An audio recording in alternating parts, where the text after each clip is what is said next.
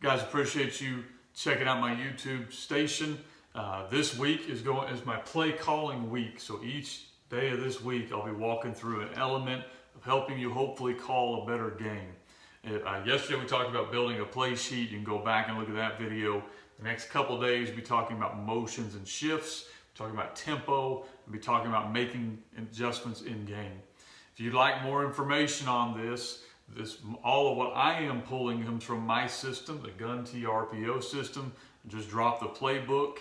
Sent out my first shipment of those the other day, so kind of excited about that.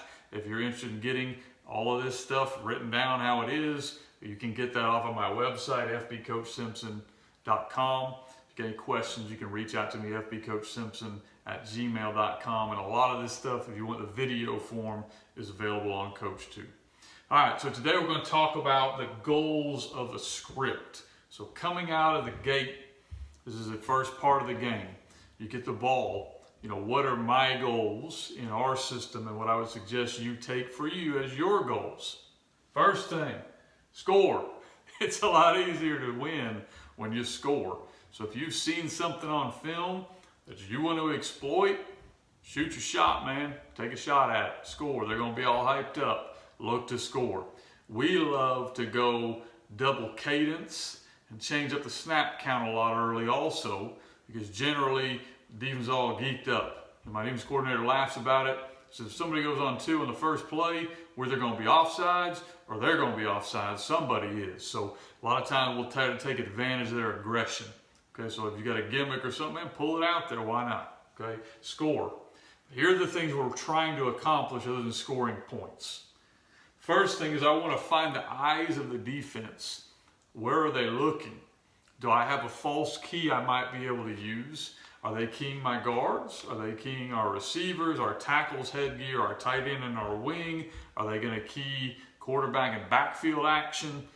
What are they looking at and what are they all looking at? So inside of our offense, we've got a lot of built-in little tags and nuances we try to do where maybe their key goes this way and the ball goes that way, and you find out really, really quickly where they're looking. So we want to do that kind of stuff early on to see where their eyes are going. We love to run some false influence stuff early to see what they're doing, how they're going to adjust, because it will dictate our play calls down the road.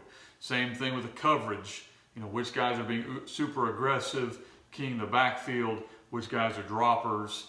Are there conflict players like outside linebackers committing to the run every time? Or are they kind of half and half playing it? So we know who to RPO and that kind of stuff. The next thing we look for is formation adjusts. Guys who have played me probably laugh because I run about 4 or 5 formations, maybe 6 formations early, and then I just get into what I like because that's kind of how I am. Is I'm going to run formations until I like how you line up to what I'm doing. And once I figure out what you're lined up to, I'm not going to let you off the hook. I talk about this a lot of time with young offensive coordinators. You got them on the ropes and you let them off the hook. You got them in a formation they're not lining up to. Don't go out of that. Get in that formation and run what you want. And in order for you to do that, you got to have built-in answers inside of your formation. I would also encourage you, this is not just for my YouTube here, but just on my own system, if you've got a formation you can't run every play out of or most plays out of, get out of that formation. Don't do that. Get in formation where you can run everything and it opens the game up for you. But I want to know how you're lining up to tight end here, trips here, tight end, wing, and trips. Okay, how are you lining up to empty? How are you lining up to tight end away from the wing? What are you doing? And then once I find what I like, I'm going to live in that. Okay, personnel matchups. On film, you might have thought, man, 22, he ain't real good. And then you get live and you go, he might not be real good, but he's better than my 22. Okay, so you need to kind of confirm matchups. You probably knew along the front that defensive tackle is going to be a problem, and he becomes a huge problem on Friday night. Well, you should be confirming these in that first drive. Try something out where maybe you run the other direction, and you'll figure out real quick, that's going to be a problem, so now our adjustments will have to go to. Same thing can happen in the skill positions also. So try to find the personnel matchups that are going to be problems, and then of course you want to find the personnel matchups that you can exploit and go after and try to confirm those. And then technique changes. You know, we see teams because of our offense that look completely different. And, you know, they line up different, they play different, they move guys different places. What we're really looking for is an overall technique. You know, when you're coming against us, are you blowing and going and getting upfield, trying to attack and penetrate and blitz? Or are you reading, okay, and anchoring down?